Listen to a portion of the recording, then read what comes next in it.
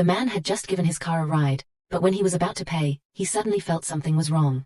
The cash in his pocket turned into powder. The shocked man seemed to have thought of something. Then he immediately drove back to the villa, grabbed the banknotes scattered on the ground. However, the next second, the original new banknotes became ashes in the blink of an eye. In order to verify his guess again, the young man took out the famous painting of Van Gogh from the upstairs, opened the door of the villa, but the outside of the house began to decay rapidly. Under the shocked expression of the young man, it turned into a layer of dust. Looking at the only half of the famous painting in front of him, the young man decided to figure out everything. Then he smashed the wall with a hammer. But the next scene made him stay for a moment, only to see the wall covered with tiny wires. Then he opened the floor of the bedroom, which was full of wires. Before the young man could calm down from the shock, he found that his wife Xiaomei was going out with her son. The young man hurriedly stopped her, but Xiaomei still insisted on opening the door and walking out.